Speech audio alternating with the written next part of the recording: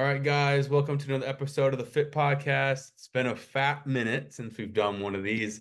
Me and Yusuf have had a lot going on, so we're excited to get back on here with you guys. And a lot of some new things coming. I'm going to start posting more shorts for you guys, more videos.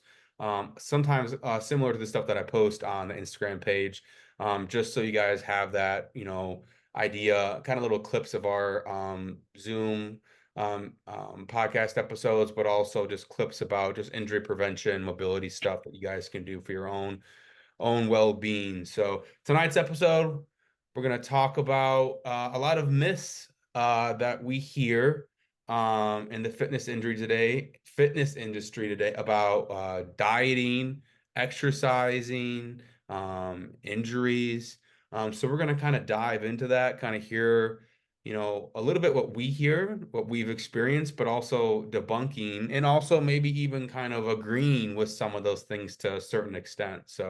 Um, so I guess like the first thing that we're going to talk about, and both me and Yusuf have a background in lifting, bodybuilding, powerlifting, lifting is a big, um, kind of like part of being able to do those two different types of sports. Obviously different in terms of volume, intensity, rep scheme, and programming, but very similar where we do put a lot of load, time under tension through our tendons, ligaments, and muscles. And obviously the big thing is like, you hear the big misconception nowadays is if you lift heavy weights, you're going to get injured, or, oh, that's not good for my body. That's horrible for my body. If I have to, pick up a barbell or put a barbell on my back, I'm going to break my back, or it's horrible for my spine. I'll start off by saying this, and then I'll lead it to Yusuf. The biggest thing that if you're working with the personal trainer, certified strength and conditioning coach, even a physical therapist, a doctor, and you're asking them these questions, the first thing that they should tell you and focus on is making sure your technique is safe and sound, and they should know specifically how to break down your technique if you're doing this or that wrong that could lead to a future injury or possible injury. And if you are having any aches or pains during this specific movement, like squatting or benching or deadlifting, the three main movements that everyone hears about in the gym, if you're doing those wrong or having pain, what can you do to fix those? And it's not simply just stopping the movement and never doing it, because there is so much research out there that shows the benefits specifically of doing those movement patterns for your overall bone and joint health as you go along, to decrease osteoporosis and even arthritis as you get older and older, along with the fact that it just strengthens your muscles and tendons and ligaments, and it prevents any soft tissue injuries as well too. That's also very highly proven, especially at least from the PT side, especially because it's closed chain. So we're putting weight through our joints, which is what closed chain means.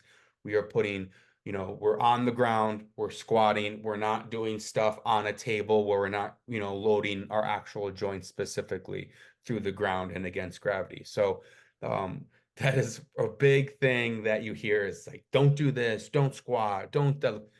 Yes, you can get injured. That is true if you do it incorrectly. And if you do too much volume, too much time under tension, you're not allowing your muscles to adapt to the specific load that you're trying to do.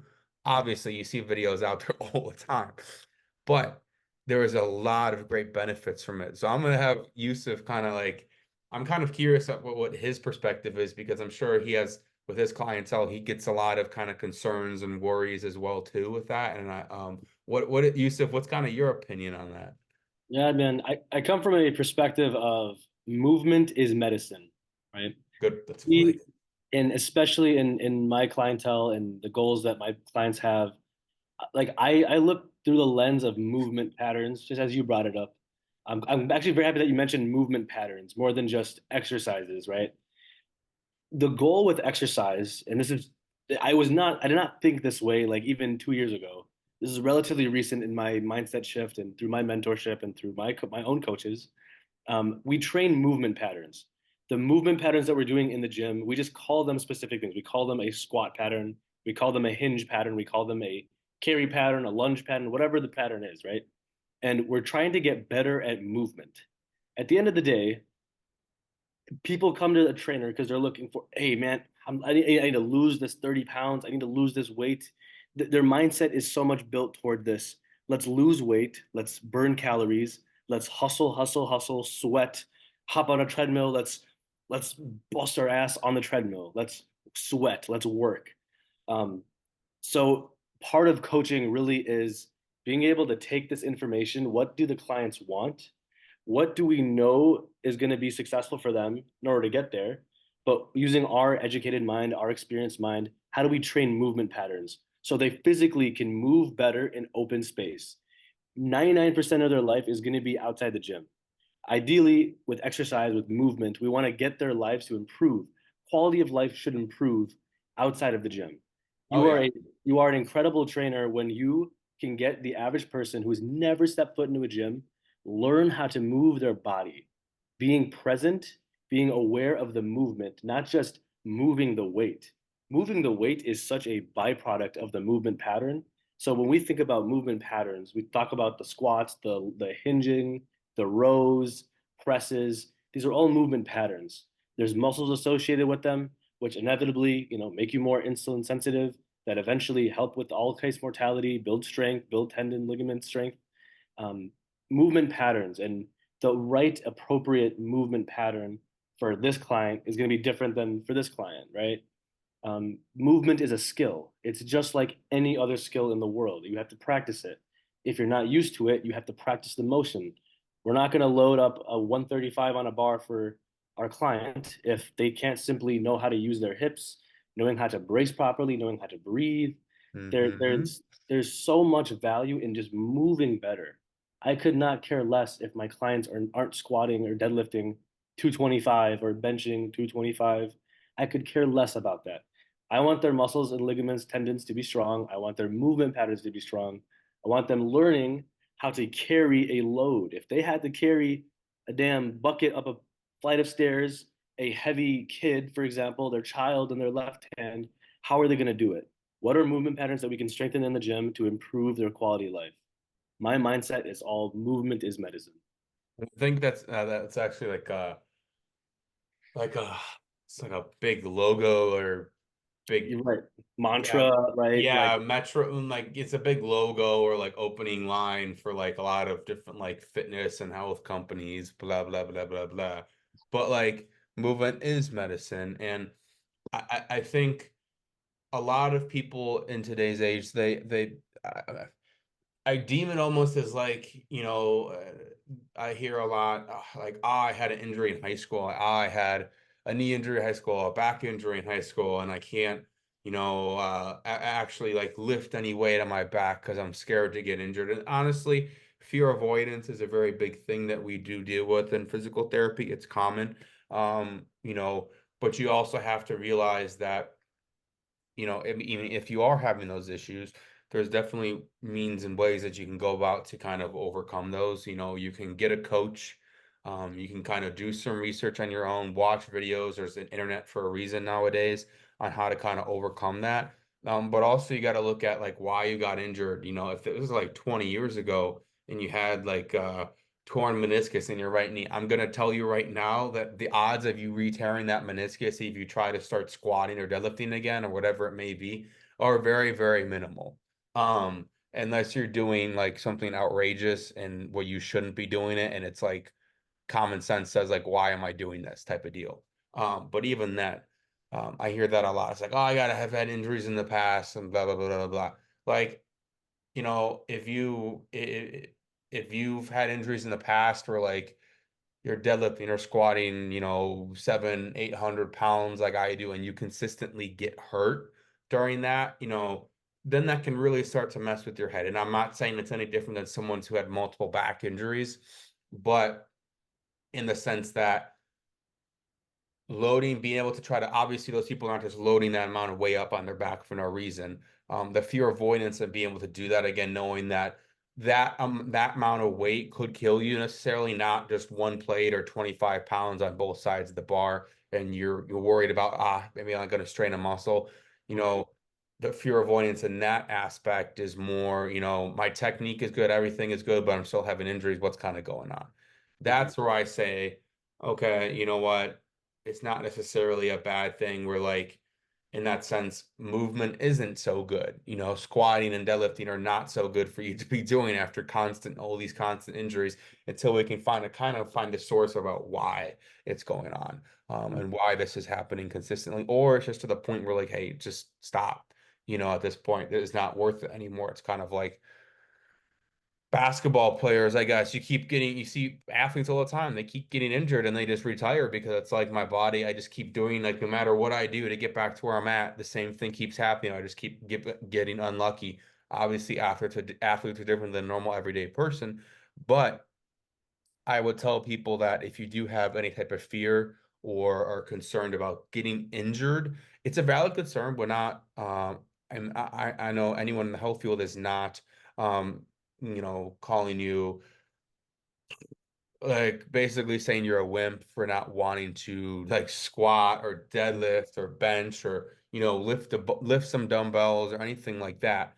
Um, I think maybe what you might need is a trainer or coach to kind of guide you along in that process and build you up so you gain confidence throughout the way and not just kind of going to the gym by yourself, not really having any idea what you're going to do when you're like, I'm just going to pick up these dumbbells and see how they feel. Or kind of watch a video and see and just try to Mhm. do it. Like I think having someone who can kind of guide you is a great way to kind of eliminate that, oh, I'm lifting weights, I'm going to get injured type of mindset because there is a lot of great health benefits to that. And I do, again, will reiterate that research shows that it does really decrease the early onset of osteoarthritis, osteoporosis. It's great for bone and joint health. It's great. It's really great for functional movement patterns, as Yusuf talked about. Squatting is literally standing up from the chair. So if you can like squat with, just simple box squats, sitting down and up to a chair, you don't need to even load weight on your back. Some people are even worried about, just holding a little dumbbell and squatting down to a chair and then standing back up, that they're going to get hurt from that. That is like the most basic functional movement pattern that you have to do. If you work a blue collar job, even a white collar job, what do you have to do when you have to go to the bathroom and take a dump? You got to stand up from your chair, Mhm. or you got to pick something up off the ground, and it could be in a different, not just straight up and down, but it could be leaning to the right, leaning to the left. So it's a very functional movement pattern. Same thing with deadlifting. Mhm. And I'm not just focusing on bench, squat, and deadlift, but overall, I would say even more deadlift and squat, those are extremely functional movement patterns that people do every single day, lifting stuff off the ground, grabbing their child off the ground, potting plants or, um, sitting down to TV to watch TV, standing up to go get food. Like you do that without even consciously, you do this consciously because it's so easy. Mhm. But then once you get hurt, then it gets really hard. And then you're like, I don't know if I want to get back into the gym because I was doing this in the gym, I got hurt, and now it really hurts to do it. And I don't think it's kind of worth me getting back into that. That's not the mindset you want. Like movement is medicine. Movement will get you better. You just kind of sometimes have to, if you don't know your way or your path, just find somebody, rely on somebody. So now there's another one that's a very big one that I think, it's me and Yusuf could really both dive into, and I'm going to ask for his expertise because I am curious from his experience what he kind of thinks about this. But there's a very big notion that, in order to lose weight, all these crazy diets and stuff, you have to like cut all carbs out, you have to cut all fats out. You can only eat protein and only specific types of protein, but you have to cut all carbs and fat out. It's horrible for you. Only eat protein. I'd also say another diet is, no offense, but only eating not eating any raw meat or any meat whatsoever, any poultry, like what do they call them, like the vegetarian diets or the athletes who eat only veggies and stuff like that. Um, Yeah. I have my opinion on that one. And there was a Netflix documentary about it, so we'll talk about that later. But in terms of the carbs and fat and losing weight, what's kind of your take on that? Man, it's probably the age old, question. I've gotten that over the past 10 plus years, man. I hear carbs are bad.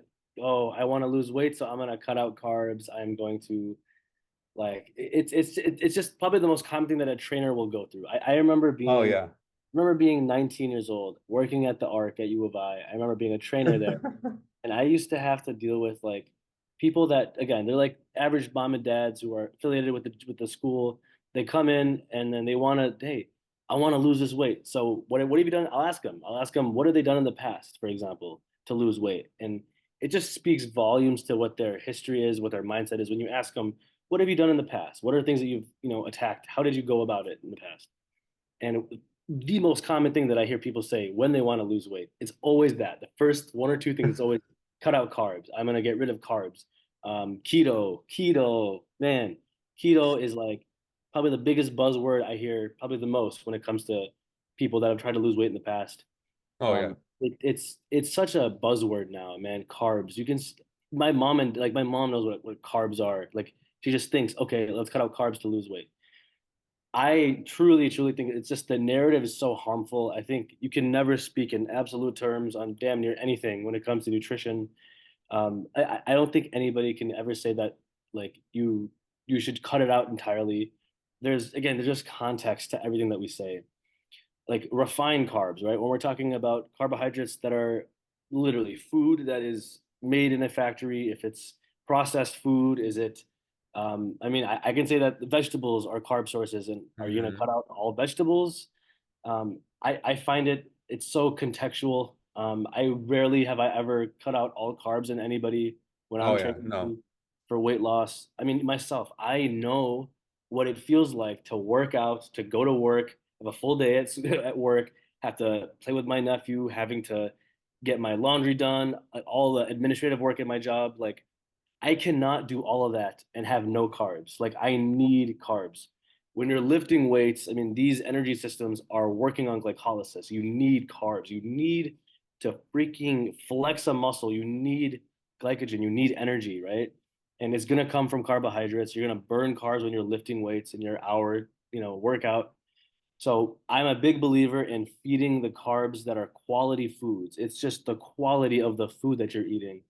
I never talk in absolutes. I think to anybody, honestly, for that matter. It irks me when I hear that people cut out carbs. I think there's a smart way to do it. It's all contextual based. Every person is going to look different. I think one of the best advices that I can ever give, like the average person when it comes to losing weight in relation to carbs, is just think about the quality of the carbohydrate. If is this something that was made from the earth? Is this something that you look at this? Was this made for human consumption? You think about the carbs that we're eating, are we talking about a bag of Doritos, all carbs, all fat? We talk about a carbohydrate, like even like these glorified candy bars that we talk about, granola bars. It's all of these granola bars that are marketed as like a protein bar, even. It's like it was made in a factory and it's like a chocolate drizzled, like Fiber One bars. I have a bone to pick with Fiber One. I don't want to bother this or ruin my chances of a sponsorship here, but let me tell you that granola bars are literally just glorified candy bars. It's processed. It's good for when you're in a pinch, maybe in time, but that does not replace a solid meal that you need to build strength, build muscle, live quality of life without feeling like, oh, I'm barely eating anything. Um, it triggers me when I hear no carbs, or I've never seen anybody sustain any kind of even like a 6 week program eating just protein and some fats. It's just you're gonna end up having the cake. You're gonna end up having the BS food when you're out with your friends and family. I just think it's so harmful to say that you cannot, that you gotta get rid of all carbs. It's just not the case. And I agree with your point that the point with this is that people don't realize that vegetables and fruits have a lot of carbs. And if you cut out carbs like vegetables and fruits because they have carbs as well, and they have sugars in them, and it's healthy sugars too. You got to understand that they're not processed, and you need sugar in your diet. But you cut those out, you're really eliminating a lot of micronutrients that you get in your body. On top of that, I would also say that people who go on high protein diets and go on low carb diets, you do not realize that it is very hard for your kidneys to digest large amounts of protein.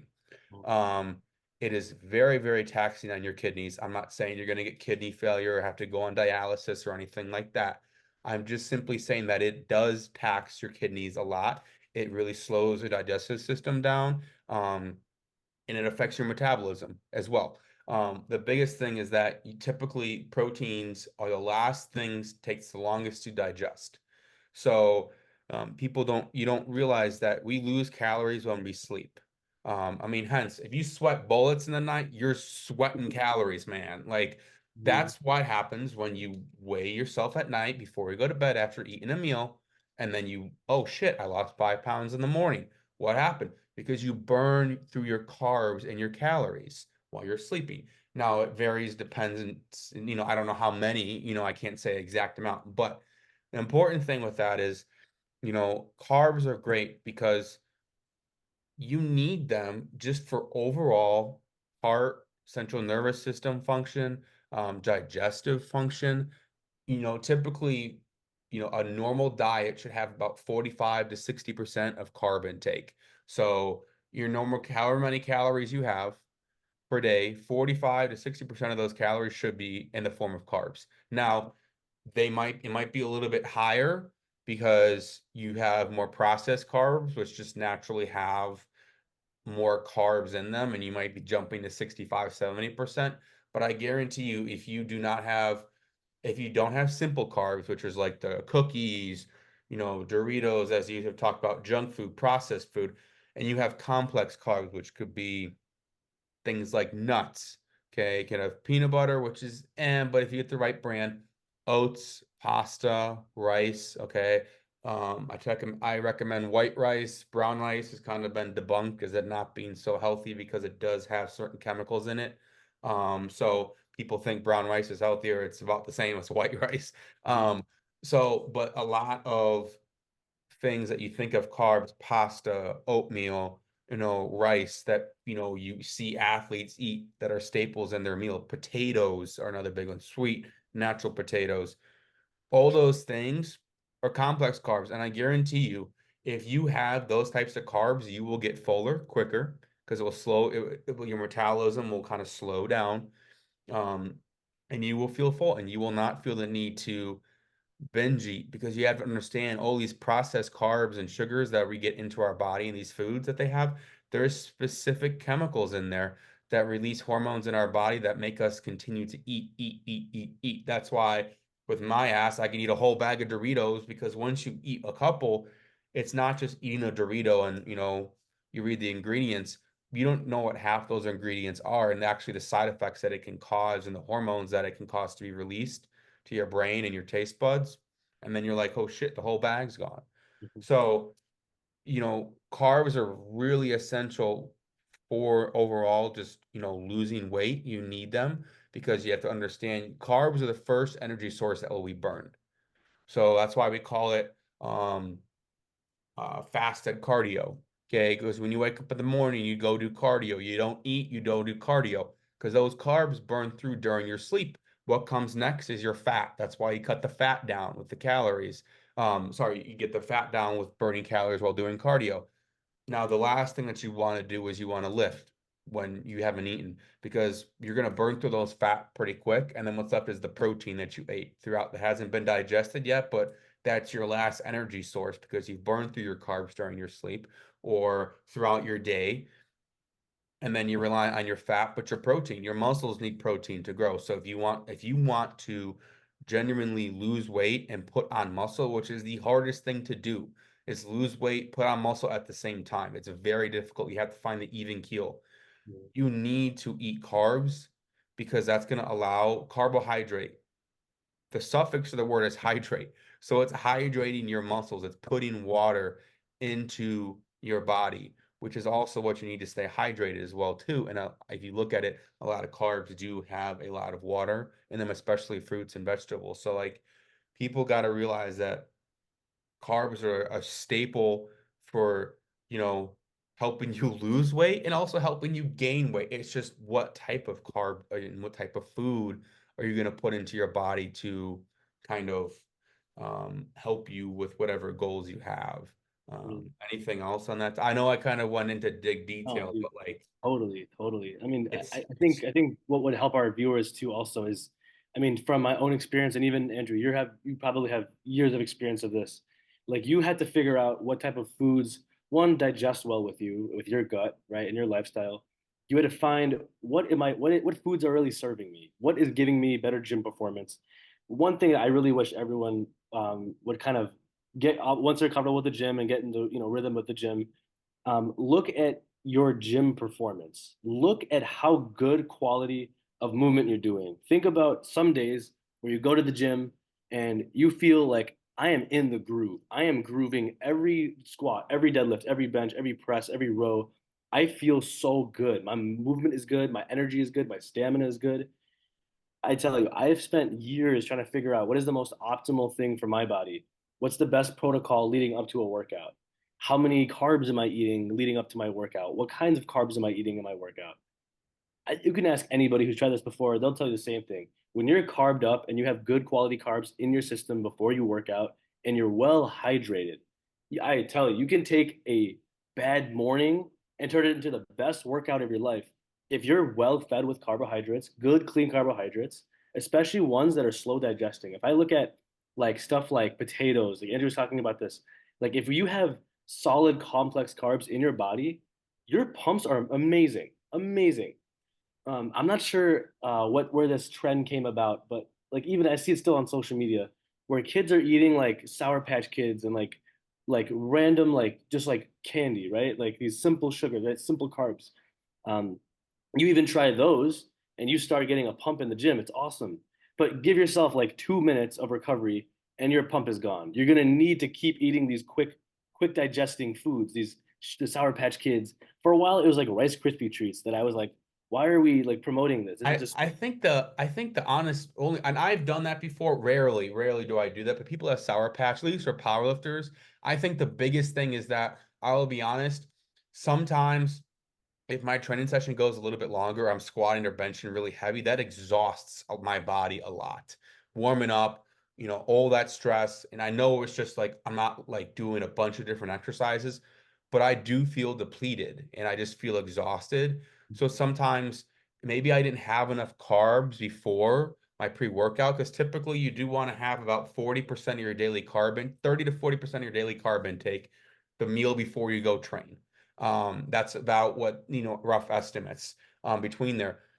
I will take a Sour Patch just to get my blood sugar levels spiked up a little bit, just to kind of get through my accessories. I would never do it before, you know, at the beginning of my heavy squat session, because I know 10, 20 minutes I'll kind of be depleted. I'll kind of have my glucose levels will kind of go back down, but just give me a little bit of a spike. I feel like that's why some people do it. mm, That's why I do it. mm, I'm sure people do it for the wrong reasons though, but right. Right. I mean, I had this long running joke with some of my friends that it's like a excuse for powerlifters to like sit around 10 minutes between sets and just like eat on, snack on junk food or whatnot. And oh, I feel it. trust I me, feel there's it. some Like, there's some motherfuckers who could definitely not, they don't have to be waiting 10 minutes between sets. I mean, I'll be honest, it's not. Powerlifters have, as my girlfriend has said, the powerlifters, you don't, it is very rare to see a jacked, very good physique powerlifter. And I think I have a pretty darn good physique. And you don't see many people like that, especially the bigger weight classes. It's just dudes with huge bellies, more because they need to squat more. And the bigger the belly, the bigger the squat. That's just how it works. But you don't see, I would say in the recent years, nowadays, it's not common to have that. It's very rare. Especially the bigger weight classes. Once you get above the 200, it's rare. But in the olden days, 20 years ago, it was very common to see a lot of jacked people, but now it's kind of, like you said, 10-minute rest breaks, and it gets effing annoying sometimes, waiting for a combo rack to squat, and then someone's on their phone texting or chit-chatting with people. Trust me, it's I'm oh, not the only one at my gym where I train at Surge to new levels. Who there is people who I know, and if they watch this and see this, they know who they are. Who sit around and just chit chat. I just don't care. Like I mean, I'm a person, put my headphones in and get my shit done. So yeah. keep Yeah. going, but keep going though, bro. I just want to put that in. Yeah, dude. I'm the same way, man. In my experience, my personal opinion, and what has helped me recently, especially with my off season with bodybuilding, like I needed to grow over this past couple of years. Like I really had to reassess my goals, my training, my food that I was eating. The foods that have really helped me, the pre-workout foods, like I swear by this. Number one, first thing is getting enough sleep. If you want to get a good workout in, a really good workout, a good pump, feeling strong, feeling good, well rested, just get enough sleep the night before. That is the number one thing I tell all my Oh clients. yeah. Nothing will, you cannot outrun that. You cannot outrun bad sleep. Sleep, recover well, right? Your sleep, and even some people go above and beyond and do like red light therapy, and like even sauna could help too. You know, the literature does support that. But every average person, get enough sleep, have enough carbs in your system, and you need to play with that. I think everyone is so different. The research says one thing, and in this specific sample size and this specific demographic, you're gonna have to find it out. What food is well with what goes well with your digestion, what is Mhm. easily digestible in your body. You don't want to be eating too close to your workout either. You have to play with it. I found in my experience, sweet potatoes, oatmeal, and berries. Sweet potatoes, oatmeal. I swear by this. If I have that in the morning to any extent, my workouts are amazing. I have good fiber. I'm not hungry later in the day. I can survive off of that. Oh yeah. Plenty of water, and what I use personally liquid IV, Element sometimes, but mainly liquid IV, which is like a little bit of a quick little sugar right there too. But having electrolytes in my body, in my water, having enough carbs, and getting good enough sleep, those three things, I really think you can take a terrible morning start to your day. You have those things, they can make and really make your workout very effective. It can really change your mood, change your energy. Carbs have a big place when it comes to your workouts. You need to feel your workouts. If you're miserable in the gym, you're gonna hate working out. Okay, you're gonna really hate working out when you realize how weak you are. When you don't have enough carbs, you don't have enough water, don't have enough sleep in your body. So that I really wish that was more talked about. I really wish everyone would really promote that, because that could help a lot of people build a good, healthy relationship with the gym, is because they have enough energy, and carbs are going to do it for you. Oh yeah. And I will also say that I do think if you ask any bodybuilder when they're, and I know Yusuf's done this, when they're, I don't know how, like 2, 3 weeks out from comp and they have to start to deplete carbs, they have like no energy, and those are probably the hardest workouts to get in because no energy, your calories are low, water is starting to get low, so you're really having to mentally push through that. And that's not what, if you're not competing or doing anything close to that realm, that's not what you should be doing to your body. At that, bodybuilding is a very specific sport. There's reasons why they do that. And almost all the athletes who I know who compete in bodybuilding have coaches or are very, very knowledgeable themselves, and they know what they're doing because they've done it for so many years. So, um, but yeah, like overall, guys, like we'll continue this podcast. Hopefully next week, we can get another episode in. Hopefully, if our schedules align, it's more me than Yusuf himself. But overall, guys, like we talked about kind of just like injury prevention and making sure that you know, and understanding that like you don't, just because you lift weights doesn't mean you're going to get injured. And making and kind of we kind of went into and dived into kind of understanding and research behind that and why lifting is beneficial. And then we both talked about kind of why carbs are actually really beneficial. So yeah, but Yusuf, you got anything to kind of end tonight's episode with? Um, Eat your damn carbs, get some good sleep, drink enough water. Have a wonderful rest of your day. Straight up. All right, guys, we're going to end on that note. Like, subscribe, follow us on Instagram, and please subscribe to the podcast on YouTube. We're trying to grow. We appreciate you guys, and have a great night. Later, guys.